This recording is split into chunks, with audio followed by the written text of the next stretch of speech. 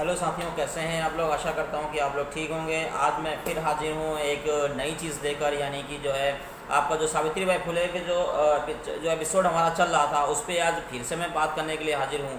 तो आज जो हम बात करेंगे वो है सहेज समाज के तीखे उल्हाने। उल्हाने मतलब जो है उन्होंने समाज ने उन पर कितने ज़्यादा जो है कमेंट किए। और जब वो उन्होंने काम शुरू किया यानी पढ़ाना शुरू किया तो लोगों ने उन पर कमेंट किए। देखिए यहाँ पे साथियों, देखिए बहुत ही इंपॉर्टेंट बात है, इसको आप लोग बहुत ही ध्यान से सुने, तभी आपको सारी बात क्लियरली समझ में आएगी। अगर आप वीडियो स्किप कर देंगे तो आपको कोई बात समझ में नहीं आएगी। तो जब एक दिन स्कूल जाते समय पनघट पर पानी भरती महिलाओं ने सावित्रीबाई को जब आते देखा तो वे महिलाएं उत्सुकतावश यानी बहुत ज़्यादा जो है वो कह सकते हैं बहुत उत्सुक थीं। सावित्री के पास गईं और उनसे एक अधेड़ सी औरत ने बोली ये देखो रिसटवी। मतलब उन्होंने ये बात जैसे गांव में भाषा में कहा जाता रिसटवी। अभी तक तो हमें समझती थी कि हमारी दुर्गति ब्राह्मणों के कारण हुई है, और आज यानी पहले के लोग समझते थे कि जो हमारी दुर्गति हो रही है वो ब्राह्मणों के कारण हुई है, और आज ये दोनों पति पत्नी ब्राह्मणों के पाप को ही अपने घर में ले आए हैं। देखिए यहाँ पे कितनी बड़ी इंपॉर्टेंट बात है कि यानी एजुकेशन को वो कहते थे ये ब्राह्मणों का पाप है जो हमारे अपने घर ले आए हैं। कितनी बड़ी बात वो औरतें कहती थी, क्योंकि उनके दिमाग में बचपन से ही यानी लगातार वही गलत बातें बैठाई जाती थी। आप जब लगातार किसी को कोई बात बताते रहेंगे तो वो एक ना झूठ अगर लगातार कंटिन्यू बोलते रहिए तो वो क्या होगा, वो लगातार जब बोलेंगे तो लोग उसे सच समझने लगते हैं। दूसरी बोली, अरे सखी, इस अंधी को इतना भी मालूम नहीं कि अब ब्राह्मण लोग इससे पहले से ज़्यादा परेशान करेंगे। मतलब देखिए यहाँ पे उन्होंने कितना बड़ा बेड़ा उठाया था। बेड़ा क्या उठाया था? बेड़ा ये उठाया था कि औरतों को किस तरह से हमें आगे बढ़ाना है। जो औरतें हैं पढ़ना चाहती हैं, लिखना चाहती हैं, अपने घर को अपने ख़ानदान को सही करना चाहती हैं, उसे कैसे मैं बढ़ाऊँ।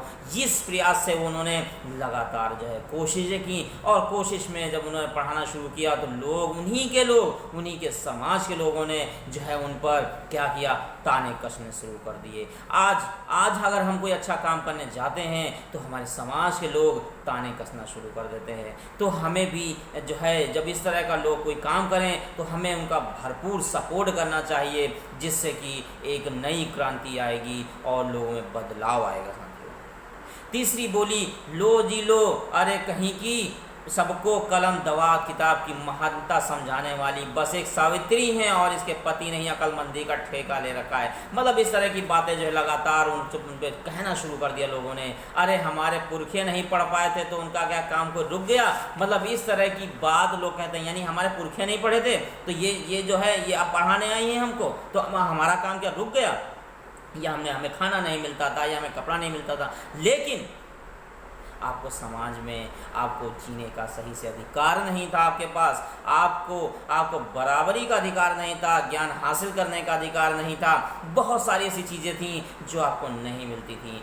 औरतों को क्या होता था, बस औरतों को घर की जो है घर में जो है उनको पढ़ना नहीं है। जब वो औरतें पढ़ी लिखी नहीं होंगी तो हमारे घर के बच्चे कैसे पढ़ेंगे, हमारे घर के बच्चे कैसे पढ़ पाएंगे, हम क्या उन्हें समझा पाएंगे? हम नहीं समझा सकते, हम उन्हें कुछ नहीं बता सकते, उन्हें समझा भी नहीं सकते, उन्हें बता भी नहीं सकते कि एजुकेशन यानी ज्ञान की कितनी बड़ी अहमियत है ज्ञान की, हम नहीं समझा सकते। तो हमारे घर की औरतों का पढ़ा होना बहुत ज़रूरी है।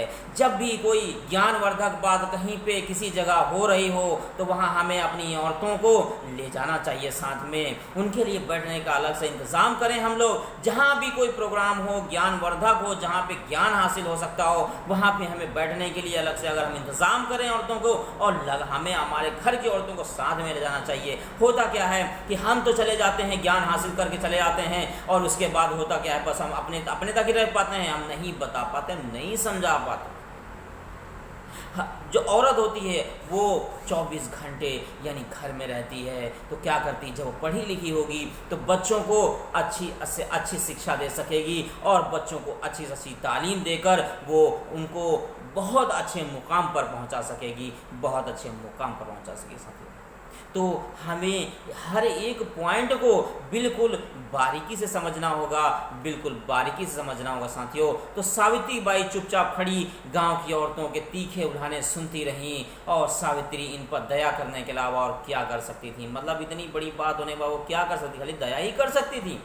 पर वह कुछ आगे बढ़कर एक सहेली ने कंधे पे हाथ रख के बोली, देख बहन, हमारी दृष्टि में मानवता का क्या मूल्य है। यानी ब्राह्मणी व्यवस्था की हम आलोचना करते हैं तो वह हम भी करते ही रहेंगे। यानी हम अगर करते हैं तो करते ही रहेंगे। वे हमारी, हम क्या करते हैं, आज हमारे अंदर क्या होगा, सिर्फ हम आलोचक बन के बैठे हुए, हम काम नहीं करना चाहते, हम पढ़ना नहीं चाहते, हम ज्ञान हासिल नहीं करना चाहते। बस कुछ लोगों ने किताबें लिखी, उनसे हमने उठा के पढ़ लिया, बस ख़त्म हो गया।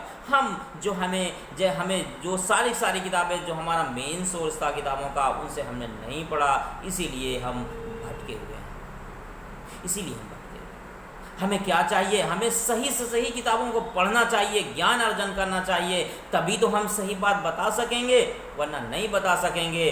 तो हमें जानने की बहुत ज़रूरत होगी, जानने की ज़रूरत होगी। तो अब हम भी करते हैं, हमारी तरक्की के सभी रास्ते रोकते हैं, यानी हमारी तरक्की के सभी रास्ते रोक दिए जाते हैं। हमें क्या करना चाहिए, जब हम ज्ञानार्जन करेंगे तभी हम तरक्की के रास्ते पे चल सकेंगे, और फिर भी हम विकट समय में सहयोगी बनते हैं। यह हमारे सिद्धांतों की जीत है, हमें आगे बढ़ना चाहिए। तो घृणा से नहीं, प्रेम भाव से बढ़ा जा सकता है।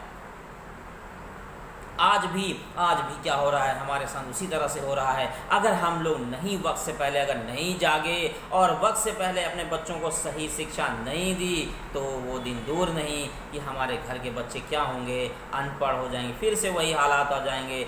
यानी फिर से उनको कुछ नहीं पता होगा बस। और अब कोई अंबेडकर, कोई सावित्री बाई फुले, कोई ज्योतिबा फुले, कोई ललई सिंह यादव, कोई पेरियार नायकर स्वामी नहीं आने वाले, न कोई गौतम बुद्ध आने वाले हैं। तो हमें ही जागना होगा, तभी हम आगे बढ़ सकते हैं। तो ये साथियों, हर एक बात को आप में लगातार अच्छे से सुनते जाएं, जानते जाएं। तो जिस दिन उनका मन बदल जाएगा, उसी दिन न्याय की स्थापना हो जाएगी साथियों। तो देखिए, इसी के अनुसार मतलब हमारा मन मस्तिष्क उतना ही महान है, उदार होना चाहिए, जितनी की हमारी बातें हैं।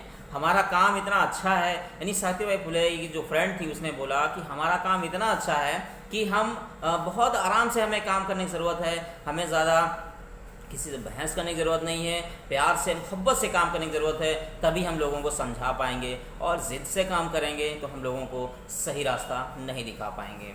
तो सभी महिलाएं जो थीं, वो जितनी महिलाएं वहाँ पे पनघट पे खड़ी थीं, जो पानी भरने के दौरान वो खड़ी थीं, तो वो सारी की सारी महिलाएं जो है अपने अपने घर चली गईं। यानी जब इतनी बड़ी बात कही तो वो चली गईं, क्योंकि उन्हें लग रहा था कि सावित्री बाई जो कर रही हैं, अरे इनको करने दो, क्या करना हमें, ये तो काम में बस ऐसे ही चलता रहेगा।